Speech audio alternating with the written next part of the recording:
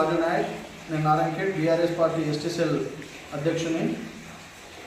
తులసిరామ్ ఇంద్రానగర్ తాండా, ఇంద్రానగర్ గ్రామ పంచాయతీ రామావత్ తులసినాయక్ గారికి Kalher police station ఎందు అక్కడ ఒక డంకన్ డ్రైవ్లో భాగంగా శంకర్ నాయక్ అనే వ్యక్తికి పోలీసు వాళ్ళు తీసుకెళ్ళి బండి గుంజుకోవడంతో తులసిరామ్ అనే వ్యక్తి అక్కడ వెళ్ళేసి ఆ శంకర్ నాయక్ బండి ఇచ్చేసేయండి సార్, ఏదైనా ఉంటే మాట్లాడి వాళ్ళకి ఏదైనా ఉంటే ఫైన్ వేయండి సార్. ఈ తులసిరామ్ వ్యక్తి పోయి ఆ కానిస్టేబుల్తో మాట్లాడుతూ ఉంటే ఇంకో కానిస్టేబుల్ వచ్చేసి విపరీతంగా ఎక్కడ చూడకుండా విచక్షరహితంగా ఆ తులసిరామ్ అనే వ్యక్తికి కాళ్ళపైన తొడల మీద ఇష్టం వచ్చినట్లు కొట్టడంతో తులసిరామ్ అక్కడికక్కడే పడిపోవడం జరిగింది. ఈ కాంగ్రెస్ ప్రభుత్వంలో గిరిజనుల మీద పోలీస్ స్టేషన్లో కావచ్చు ఎక్కడ పడితే అక్కడ గిరిజనుల మీద దాడి జరుగుతూనే ఉంది. కావున పోలీస్ స్టేషన్ అంటే మాకు రక్షించే ఒక దేవాలయంలాగా భావిస్తూ ఉంటాం. రక్షించే ఒక దేవాలయమే మమ్మల్ని దండించడం వల్ల, మమ్మల్ని కొడితే మాకు ఇంకా ఎవరు ఆదుకునేవాళ్ళు?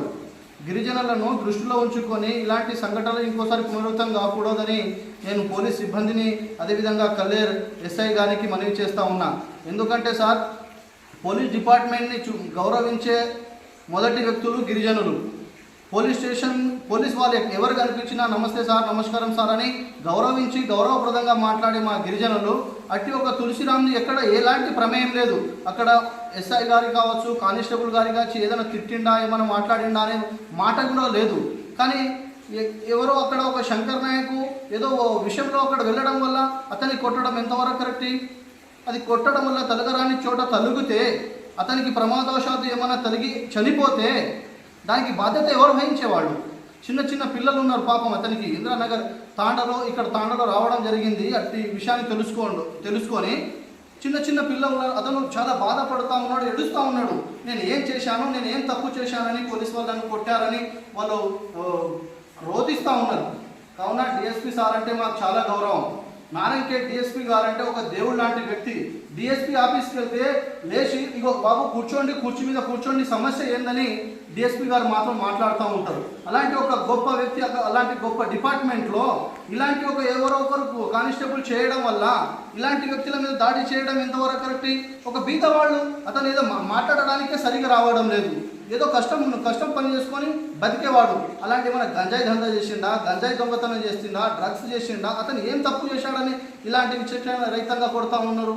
కొట్టడం వల్ల అక్కడికక్కడే పడడంతో నెత్తికి ఎక్కడైనా తలగరాని చోట తలుగితే దాని బాధ్యత ఎవరు వహించేవాళ్ళు? కాబట్టి వెంటనే సంబంధిత ఎస్ఐ గారు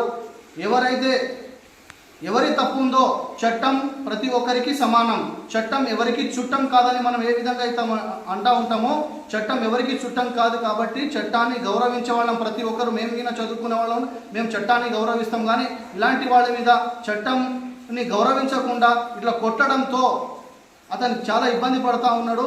అతను ఇప్పటికే పిట్లం హాస్పిటల్ వెళ్ళేసి అతను ట్రీట్మెంట్ చేయించుకొని రావడం జరిగింది. కాబట్టి అధికారులు కావచ్చు, అదేవిధంగా డిఎస్పీ సార్ కావచ్చు, ఇక్కడ ఉన్న సిఐ సార్ కావచ్చు, ఎస్ఐ గారు కావచ్చు, సమగ్ర విచారణ జరిపి ఎవరిదైతే తప్పు ఉందో నిజాలు తెలుసుకొని తప్పు చేసిన వాడిని శిక్షించాలి. ఇలాంటి వారికి కాదు శిక్షించాల్సింది, ఇలాంటి బీద వాళ్ళ మీద కాదు మీరు కొట్టాల్సింది.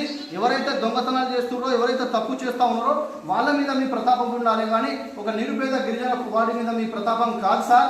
దయచేసి మేము ఒక గిరిజన బిడ్డగా మిమ్మల్ని రెండు చేతులెత్తి నమస్కరించి మేము మనవి చేసేది సార్. ఇలాంటి వ్యక్తుల మీద మీ దాడి చేయడం సబబు కాదు, మేము తీవ్రంగా ఖండిస్తూ ఉన్నాం. ఎవరైతే వీని కొట్టారో అట్టి కానిస్టేబుల్ మీద చట్టరీత్యా చర్య తీసుకోవాలని మేము మా బంజారాల తరఫున మేము డిమాండ్ చేస్తూ ఉన్నాం సార్. డిఎస్పీ గారు అంటే మాకు చాలా ఇంతకుముందు చెప్పినట్టు డిఎస్పీ సార్ మాకు లేచి కూర్చిస్తారు. అలాంటి ఒక గొప్ప డిపార్ట్మెంట్లో ఉన్న వాడికి ఎవరో ఒకరు తప్పు చేయడం వల్ల డిపార్ట్మెంట్కు మేము ఏదో చెప్పాల్సి వస్తుంది. జనాలకి ఏదో అనుకుంటా ఉన్నారు, కల్లేరులో ఒక గిరిజన బిడ్డను కొట్టారంట, కల్లేరులో ఒక గిరిజన బిడ్డను కొట్టారంట జిల్లా మొత్తం ఆ న్యూస్ నడుస్తూ ఉంది. అలాంటి జరగకుండా చూసుకోవాల్సిన బాధ్యత పోలీస్ డిపార్ట్మెంట్ మీద ఉందని తెలియజేస్తూ ఇతనికి ఎవరైతే కొట్టారో వారి మీద మీరు సమగ్ర విచారణ చేసి చట్టరీత్యా చర్య తీసుకోవాలని నేను డిమాండ్ చేస్తూ ఉన్నాను.